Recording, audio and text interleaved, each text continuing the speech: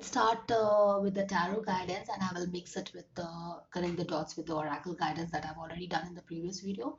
तो पास्ट से स्टार्ट करते हैं। पास्ट में देखिए यहाँ पे किंग ऑफ वॉन्स है और यहाँ पे नाइट ऑफ वॉन्स भी आ गया है क्लैरिफायर में, और यहाँ पे कंपेयर करते हैं, शादी हो रही है, ठीक है। एक सेलिब्रेशन का कार्ड है यहाँ पे, okay, you can see it right.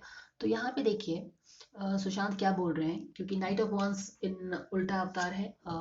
Sushant is night of wands, और यहाँ पे किंग ऑफ वॉन्स का बेटा नाइट ऑफ वॉन्स ही होता है, ठीक है। तो यहाँ पे बाप बेटे आ गए हैं, और यहाँ पे शादी का कनेक्शन है, तो दिस इज इट।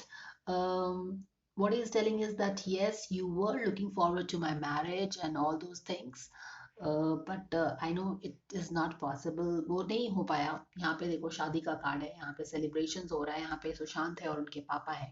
तो शायद उनकी उनकी शादी की बात सोच के काफ़ी दुखी हो जाते हैं। जो हम लोग ओरेकल कार्ड्स में हम लोगों ने देखा है कि काफ़ी कंपेयर करते रहते हैं कि you know just if like जो सारे बाप हैं जो अपने बेटों की शादी कर रहे हैं, उनके पोते होंगे, पोती होंगी।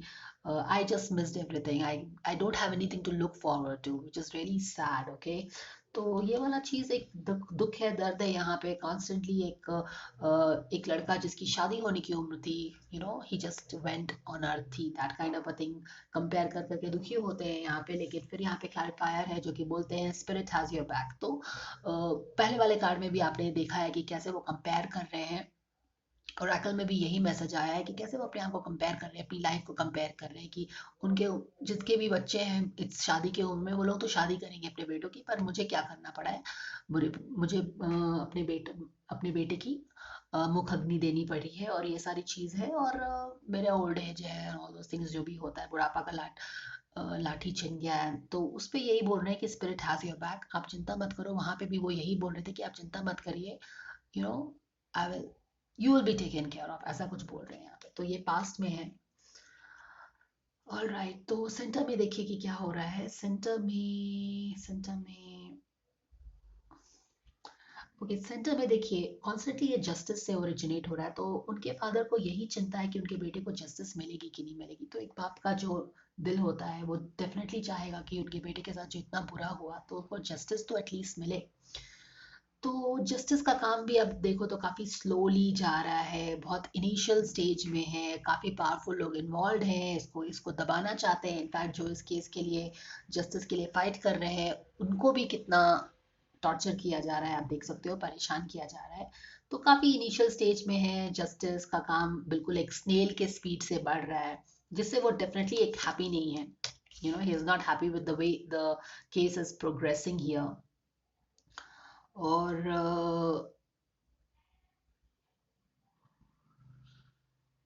और काफी यहाँ पे वो अंकिता के बारे में भी लगता है, काफी सोचने लगते हैं कि काश उनकी जो स्टार्ट हुई थी रिलेशनशिप उनके काम में, अगर वही थोड़ा सा अंकिता के बारे में भी सोचते रहते हैं, ऐसा लगता है। क्वीन ऑफ कप्स अंकिता के बारे में काम से रिलेटेड सोचते रहते हैं कि अगर वो लोग उन लोगों ने ही शादी की रहती, यहाँ पे देखो क्योंकि शादी की बात कॉन्स्टेंटली वो सोचते हैं सुशांत के बारे में, और at the centre of the reading में वो बार बार यही सोचते रहते हैं कि अगर अंकिता से उनकी शादी हो गई रहती। शादी कॉन्स्टेंटली उनके दिमाग में है, और यहाँ पे भी देखो सुशांत के काम के बारे में सोच रहे हैं, और अंकिता भी है। तो जब उन्होंने स्टार्ट किया, अब मैंने आपको बताया है, कॉन्स्टेंटली वो कंपेयर करते रहते हैं कि काश वो मूवी में गए ही नहीं रहते, काश वो बॉम्बे ही नहीं गए रहते, काश वो टीवी में ही काम करते रहते, काश वो अंकिता से ही शादी कर लिया होता उन्होंने इनिशियल स्टेज में। तो ये सारी चीज़ें, सब चीज़ एक तरह से कनेक्ट हो रहा है यहाँ पे। अम,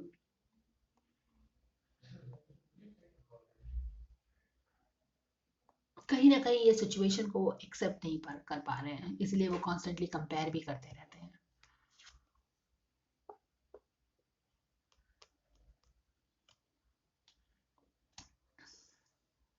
एक तो ये वाला clarifier definitely queen of cups के आने से ही मीनिंग आ रहा है, और दूसरा चीज़ जो मुझे यहाँ पे लग रहा है कि द केस जो है काफ़ी, क्योंकि जस्टिस से रिलेटेड ये चीज़ आ रही है, तो जस्टिस का जो काम है काफ़ी धीरे प्रोग्रेस हो रहा है, और उनको काफ़ी चिंता भी रहता है कि जस्टिस मिलेगा कि नहीं मिलेगा। और यहाँ पे देखिए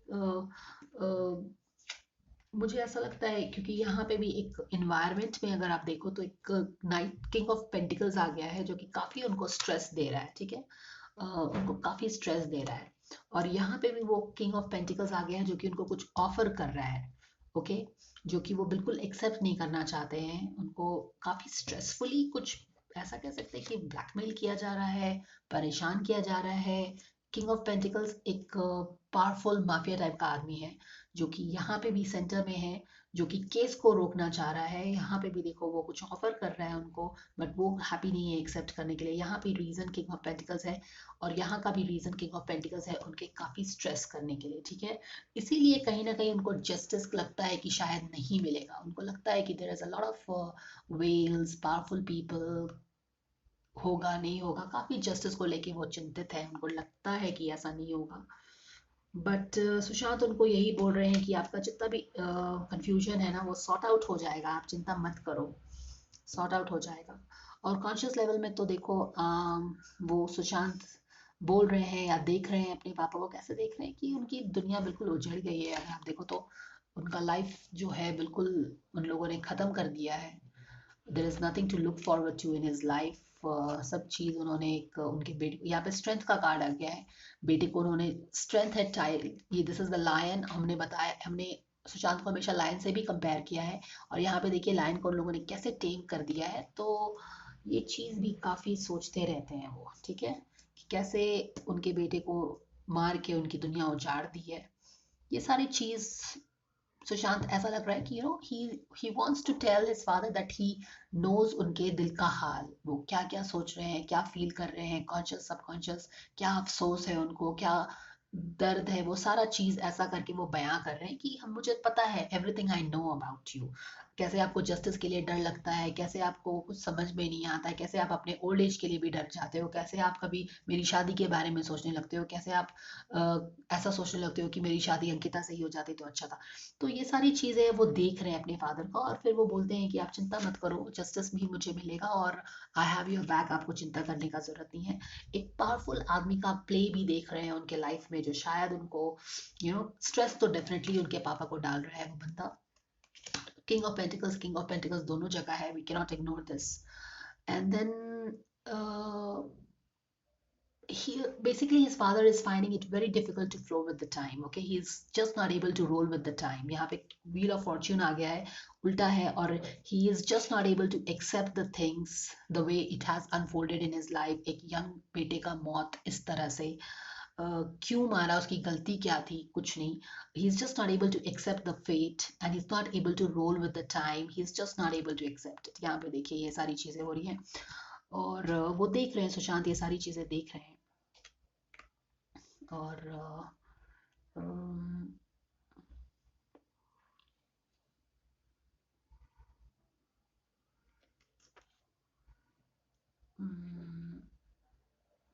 three of cups in reverse है यहाँ पे। और एक तो यहाँ पे सबकॉन्शियस में देख रहे हैं कि यस, आप कंफ्यूज हो अभी, लेकिन आपको कंफ्यूजन यहाँ पे भी आपका हाई इंट्यूशन कुछ बहुत बताता है कि जैसे बेटे हैं, उनके बेटे को मारा गया है तो उनको काफ़ी सारी अंदर की बातें पता होंगी, और उनका इंट्यूशन कुछ कहता होगा, शायद पिन पॉइंट करता होगा किसी के भी, इसे नहीं किया है। तो वो सारी चीज को लेके हाँ है ना है ऐसा करके है, तो वो यही बोल रहे हैं कि आपको क्लैरिटी मिल जाएगा, जस्टिस भी मिलेगा, आप वेट एंड वॉच करो। इस तरह की बातें बोल रहे हैं यहाँ पे। हम्म, यहाँ पे लग रहा है कि जैसे जो लोग इन्वॉल्व है ना, वो बोल रहे हैं कि we will slowly and steadily will reach to the people who are involved in the five of sword.